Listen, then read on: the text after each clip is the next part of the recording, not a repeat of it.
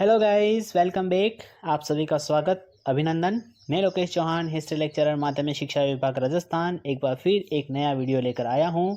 आज आपको कक्षा 12वीं इतिहास की बुक के पहले चैप्टर हड़प्पा सभ्यता, ईंट, मनके तथा अस्थियां के महत्वपूर्ण 21 लाइनर क्विज के पांचवें पार्ट के बारे में जानकारी देने जा रहा हूं। इस 5 मिनट के वीडियो में बताए गए क्वेश्चन बोर्ड एग्जाम में अक्सर आते ही रहते हैं। इन्हें आप ध्यान से सुने व अपनी नोटबुक में लिखें। बिना टाइम वेस्ट करते हुए हम आगे बढ़ते हैं। अब हम टॉप 21 लाइनर क्विज के पांचवें पार्ट को स्टार्ट करते हैं। प्रश्न: हड़प्पा सभ्यता की सबसे विशिष्ट पुरावस्तु कौन सी है? हड़प्पा सभ्यता की सबसे विशिष्ट पुरावस्तु हड़प्पाई मोहर है। अगला प्रश्न: आधुनिक युग में पुरातत्वविद कौन सी दो आधुनिक वैज्ञानिक तकनीकों का प्रयोग करते हैं? मिट्टी, पत्थर व धातु की वस्तुओं, वनस्पति आदि की सतह का अन्वेषण तथा उपलब्ध साक्ष्य के टुकड़ों का विश्लेषण। आधुनिक युग में पुरातत्वविद इन दोनों आधुनिक वैज्ञानिक तकनीकों का प्रयोग करते हैं। अगला प्रश्न: अंग्रेजी में बीसी का क्या तात्पर्य है? अंग्रेजी में बीसी का तात्पर्य बिफोर क्राइस्ट है। इसका मतलब होता है ईसा पूर्व। अगला प्रश्न: हड़प्पाई सभ्यता के किन स्थलों से मिट्टी से बने हल के प्रतिरूप मिले हैं? हड़प्पाई सभ्यता के चोलिस्तान तथा बनावली, हरियाणा से मिट्टी से बने हल के प्रतिरूप मिले हैं। अगला प्रश्न: the story of Indian archaeology के रचयिता कौन थे? The story of Indian archaeology के रचयिता एस.एन. राव थे।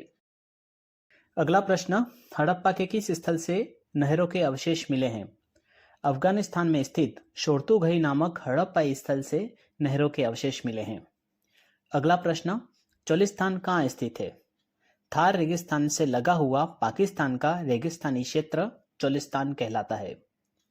अगला प्रश्न: अवतल चक्कियां हड़प्पाई सभ्यता के किस स्थल से प्राप्त हुई है? अवतल चक्कियां मोहनजोदड़ो से प्राप्त हुई है। अगला प्रश्न: मोहनजोदड़ो नगर किन दो भागों में विभाजित था? मोहनजोदड़ो नगर दुर्ग तथा निचला शहर इन दो भागों में विभाजित था। दुर्ग नगर का छोटा भाग था जो ऊंचाई पर बनाया गया था तथा निचला शहर नगर का बड़ा भाग था जो नीचे की ओर बनाया गया था। अगला प्रश्न: सिंधु घाटी सभ्यता को हड़प्पा संस्कृति क्यों कहा जाता है? सिंधु घाटी सभ्यता का नामकरण हड़प्पा नामक स्थान पर किया गया है जहां यह संस्कृति पहली बार खोजी गई थी। इसीलिए सिंधु घाटी सभ्यता को हड़प्पा संस्कृति कहा जाता है। अगला प्रश्न: अलेक्जेंडर कनिंघम कौन थे? अलेक्जेंडर कनिंघम भारतीय पुरातात्विक सर्वेक्षणों के प्रथम डायरेक्टर जनरल थे। उन्हें सामान्यतः भारतीय पुरातत्व का जनक कहा जाता है। अगला प्रश्न: मोहनजोदड़ो में कुओं की कुल संख्या कितनी थी? मोहनजोदड़ो में कुओं की कुल संख्या लगभग 700 थी। अगला प्रश्न: हड़प्पा सभ्यता की नालियों के निर्माण की क्या विशेषताएं थी? हड़प्पा सभ्यता के घरों की नालियां एक होदी में खाली होती थी और गंदा पानी गली की नालियों में बह जाता था। अगला प्रश्न: विशाल स्नानागार कहाँ स्थित है? विशाल स्नानागार मोहनजोदड़ो में स्थित है। अगला प्रश्न: हड़प्पा सभ्यता के गृह स्थापत्य की दो विशेषताएं बताइए। पहला, आवासीय भवन एक आंगन पर केंद्रित थे। दूसरा, प्रत्येक घर का ईंटों के फर्श से बना अपना एक स्नानागार होता था। ये दोनों हड़प्पा सभ्यता के गृह स्थापत्य की प्रमुख विशेषताएं थी। अगला प्रश्न: अर्ली इंडस सिविलाइजेशन नामक पुस्तक के रचयिता कौन थे? अर्ली इंडस सिविलाइजेशन नामक पुस्तक के रचयिता अर्नेस्ट मैके थे। अगला प्रश्न: हड़प्पा सभ्यता में मृतकों का अंतिम संस्कार किस प्रकार किया जाता था? हड़प्पा सभ्यता में अंतिम संस्कार में सामान्यतः मृतकों को गर्तों में दफनाया जाता था तथा मृतकों के साथ मृत भांड, आभूषण आदि वस्तुएं भी दफनाई जाती थी।